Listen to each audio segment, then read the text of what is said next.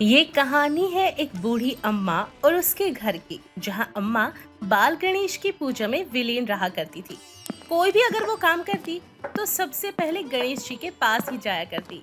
ना सिर्फ अम्मा बल्कि उनके घर का हर सदस्य हर कार्य करने से पहले गणेश जी को जरूर निमंत्रण देते।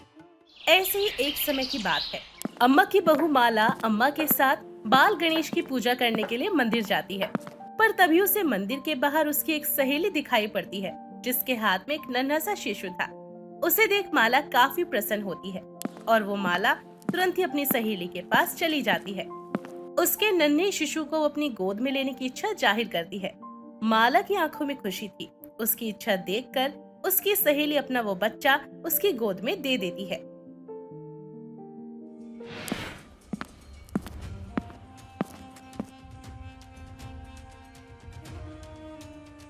बहू, तुम्हारा दिमाग खराब हो गया है क्या? ये तुम क्या कर रही हो? भला एक बांझ के हाथ में तुम अपने पुत्र को क्यों सौंप रही हो? पर माँ जी, ये हमारी सहेली है। अगर ये हमारे बच्चे को खिलाना चाहती है तो इसमें बुराई क्या है? बहू, खबरदार! मेरे आगे अपनी जुबान चलाई तो हमने तुम्हें एक बार मना कर दिया ना कि एक बांझ के हाथ में तुम अपना इकलौता पुत्र नहीं दोगी, तो मतलब नहीं दोगी। आज तो तुमने हमारे पोते को इस बांझ के हाथ में दे दिया, परंतु अगर आगे से तुमने ऐसा किया या ऐसा करने की कोशिश करी तो याद रखना, हमसे बुरा कोई नहीं होगा। और तुम अगर हमारी बहू और कुल पुत्र के आगे तुम दोबारा भटकी ना तो याद रखना, हम तुम्हें छोड़ेंगे नहीं। माला की सहेली की सास अपनी बहू का हाथ थामकर वहां से चली जाती है। पर ये सब कुछ देखकर माला की आंखें भर चुकी थी। माला अपनी आंखों में आंसू लिए अपनी सास अम्मा की तरफ देखती है और उनसे सवाल करती है। माँ जी, हमारी सहेली की सास ने हमें बांझ कहा, परंतु आपने उनको कोई जवाब नहीं दिया और आप इस तरह मुस्कुरा रही हैं। जब उन्होंने मुझे बांझ कहा, हमें तब इतना बुरा नहीं लगा, लेकिन जिस तरह आप मुस्कुरा रही हैं, आपको देखकर तो ऐसा लग रहा है कि आप भी हमें सपोर्ट नहीं करती। और आपने उन्हें जवाब भी नहीं दिया। अरे बहू, हम तुम्हारी सहेली की सास का क्या जवाब देते? समझदार व्यक्ति तो वही है जो लोगों की बात पर ध्यान न दे और बस अपने कार्य करे। इसीलिए तुम अपने अश्रु को अपनी आंखों से बाहर ना आने दो, बल्कि इनको अपनी ताकत बनाओ।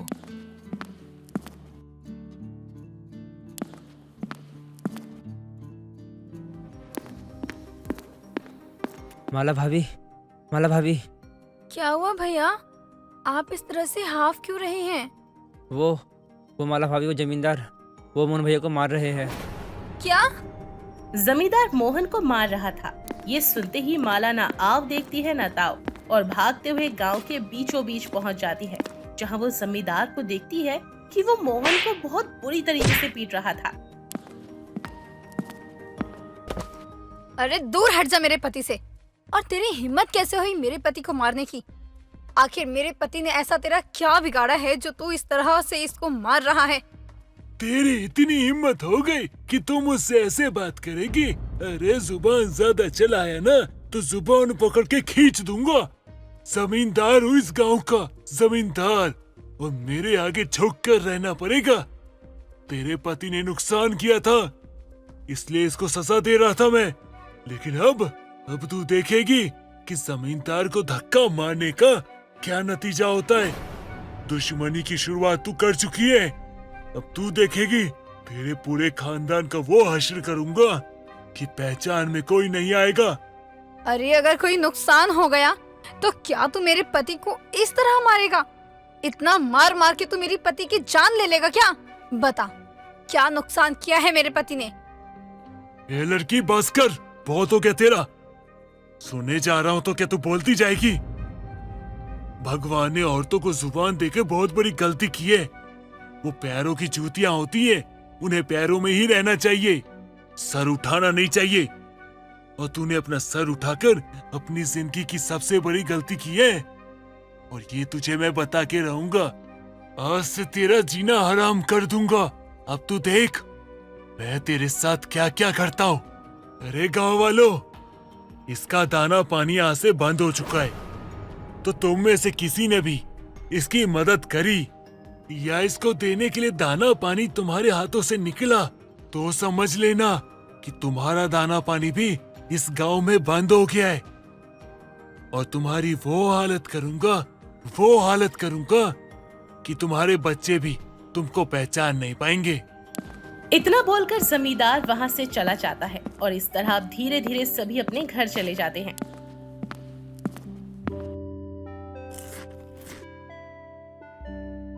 सुबह माला खाना बनाने के लिए जाती है तो वो देखती है कि आज उसके घर में अनाज का एक अन्न भी नहीं है। ये देखकर माला दुकान पर जाती है और दुकानदार से कहती है, भैया जरा 5 किलो चावल, 5 किलो दाल और कुछ मसाले पैक करना। माफ करना माला बहन, पर मैं आपको सामान नहीं दे सकता। पर ऐसा क्यों? मैंने तो आपका सारा हिसाब दे दिया ना, फिर आप मुझे सामान देने से मना क्यों कर रहे हैं? जमींदार ने तुम्हारी मदद करने को मना किया है और तुम्हें अनाज देने के लिए भी मना किया है। अब तो तुम्हारी कोई मदद नहीं कर सकता। अगर तुम्हारी मदद किसी ने की तो जमींदार उसका भी दाना पानी बंद कर देगा। ना जाने क्या जरूरत आन पड़ी थी जमींदार से पंगा लेने की। अब उससे दुश्मनी ली है तो निभाना तो पड़ेगा ही। बेचारी पहले से बांझो दुखी थी। पहले से कम दुख था जो जमींदार ने इसके पति को घर ही बिठा दिया। अब भगवान जाने ये दुख कैसे झेलेगी। वैसे भी जमींदार से दुश्मनी लेगी तो दुख तो झेलना ही पड़ेगा ना। माला उसकी बातों का कोई जवाब नहीं देती और वहाँ से सीधा मंदिर में जाने लगती है। पर तभी वहाँ का पंडित भी उसे मंदिर में आने से रोक देता है। माला बेटा रुक जाओ, तुम मंदिर में नहीं आ सकती हो। लेकिन पंडित जी ऐसा क्यों? मंदिर तो सबका है ना, मंदिर में तो हर कोई आ सकता है, फिर मैं क्यों नहीं आ सकती? पिछली रात जो कुछ भी हुआ था उसको तुम भूल सकती हो, हम गांव वाले नहीं, इसलिए हो सके तो हमें माफ कर देना। पंडित की बात सुनकर माला को बहुत बुरा लगता है और वो अपने आंखों में आंसू लिए अपने घर की ओर निकल जाती है और घर आकर अपनी सास को सारी बात बताती है।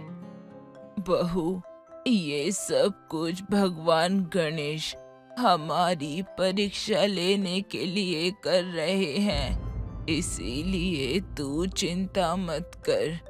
जो होता है प्रभु की इच्छा से ही होता है। प्रभु किसी के साथ कुछ गलत नहीं करते। अरे क्या खाक अच्छा होगा, कर रहे थे ना हम इतने समय से पूजा। हम उस भगवान की पूजा कर रहे थे जो एक पत्थर में है, लेकिन उन्होंने हमें दिया क्या? सिर्फ दुख, दर्द, तकलीफ। माँ जी, अब मैं समझ चुकी हूँ कि भगवान इस दुनिया में है ही नहीं। अगर वो होते तो वो अपने भक्तों के साथ ऐसा नहीं करते। मैं भगवान को बस एक पत्थर की मूर्ति मानती हूँ और ऐसा ही है। इतना बोलकर माला रोते हुए वहाँ से चली जाती है। पर माला की बात और घर की स्थिति को समझकर और देखकर अम्मा काफी परेशान हो जाती है। देखते ही देखते ऐसे रात हो जाती है। अम्मा को नींद नहीं आ रही थी। रात में अम्मा उठती है और अपनी लाठी के सहारे घर में रखी गणेश जी की मूर्ति के पास बैठ जाती है। वहाँ बैठ अम्मा अपनी सारी परेशानी एक साथ उन्हें सुनाती है और उनसे बातें करते हुए कहती है, हे गणपति बप्पा, आप हमारी कैसी परीक्षा ले रहे हैं। आज तक आपने ही हमारे सारे दुखों को हरा है।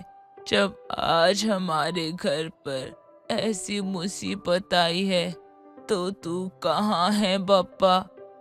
अम्मा की बातें सुनकर माला की आंखें खुल जाती हैं। वो अम्मा को सोने के लिए कहती है।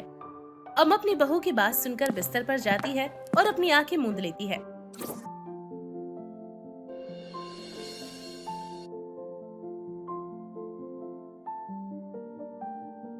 माता, मैं तेरी भक्ति से काफी प्रसन्न हूँ।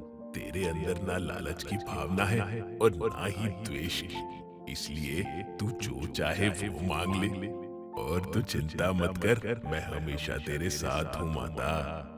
प्रभु, हे प्रभु, आपने मुझे दर्शन दिए, मेरा तो जीवन ही सफल हो गया। आपके दर्शन पाने के बाद मैं आपसे क्या ही मांगू और किसके लिए मांगू। अरे तू अपने बच्चे से पूछकर मांग ले, मैं कल दोबारा तेरे पास आऊंगा।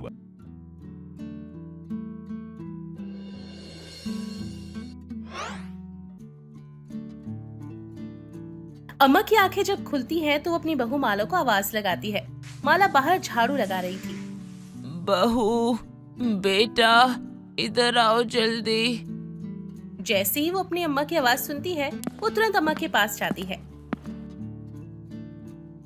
माँ जी क्या हुआ आपको? और आप हमें इस तरह आवाज क्यों लगा रही हैं? हाँ माँ, क्या हुआ? सब ठीक तो है? कोई बुरा सपना देखा क्या?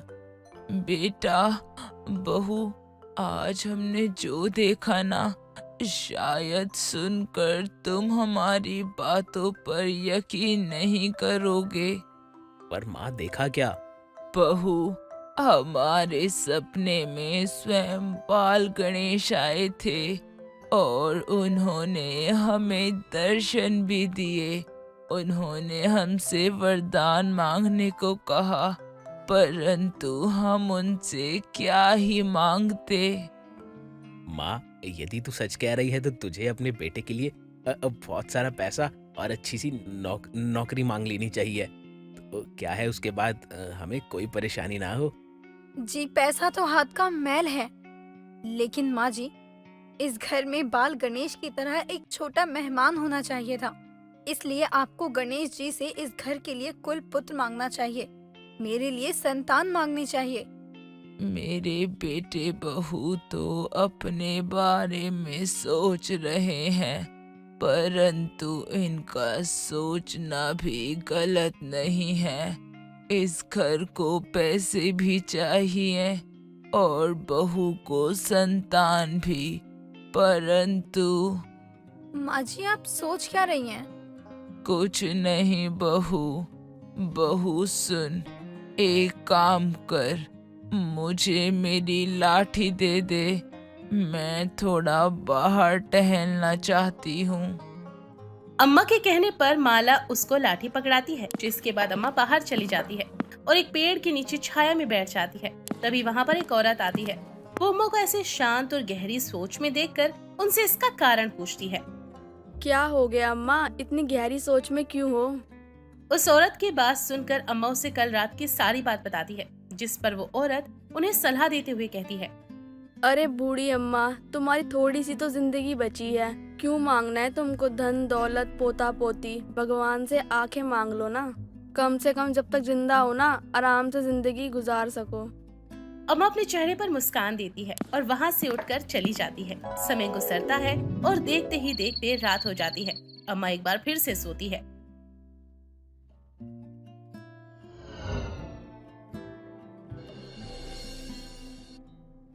माता, सोच लिया क्या मांगना है? हमारा वचन है, जो भी तुम मांगोगी वो अवश्य पूरा होगा। गणेश भगवान का ये वचन सुनकर और हाथ जोड़कर अपना वरदान मांगती है। हे गणराज, यदि आप मुझसे प्रसन्न हैं, तो आप मुझे 9 करोड़ की माया दे, निरोगी काया दे, बहू को अमर सुहाग दे, मुझे पोता पोती दे, मेरे समक्ष परिवार को सुख दे और अंत में मुझे मोक्ष प्रदान करे। अम्मा की बात सुनकर गणेश जी सोचने पर मजबूर हो जाते हैं। थोड़ा सोचने के बाद उन्होंने अम्मा से मुस्कुराकर कहा, अरे तूने तो मुझे ठग ही लिया, और तूने जो भी मुझसे मांगा है वो सब कुछ तुझे मिलेगा। तथास्तु। अम्मा को अब सब कुछ दिखने लगा था। अम्मा अपनी आंखों को मीचते हुए अपनी बहू को खाना बनाते देखती है और अपने बेटे को बाहर चटाई पर बैठे हुए चाय पीते देखती है। बहू, अरे ओ बहू, देख देख, मुझे सब दिख रहा है, सब कुछ साफ साफ दिख रहा है। अम्मा की बात सुनकर माला तुरंत अम्मा के करीब जाती है और वो देखती है कि अब अम्मा को सब कुछ दिखने लगा है। क्या माँ जी, सच में आपको दिख रहा है? अगर अगर आपको दिख रहा है तो ये तो बहुत अच्छी बात है। माँ जी, मैं बहुत खुश हूँ कि आपको सब कुछ दिखने लगा। लेकिन लेकिन ये सब हुआ कैसे? बहू की बात सुनकर अम्मा उसको सारी बात बताती है। अम्मा की आंखें आने से हर कोई खुश था। अब ऐसे ही समय गुजरता है और मोहन की भी अच्छी नौकरी लग जाती है। ये देखकर तो अब माला को पूरा यकीन हो जाता है कि ये सब कुछ भगवान गणेश जी की कृपा है। कुछ दिनों में माला गर्भवती भी हो जाती है और इस तरह से जल्दी वो भगवान गणेश जी की एक बड़ी सी मूर्ति अपने घर में स्थापित करती है। मोहन की तरक्की देख जमींदार भी सभी गांव वालों के सामने उससे माफी मांगता है और इस तरह सब कुछ पहले की तरह अच्छा हो जाता है।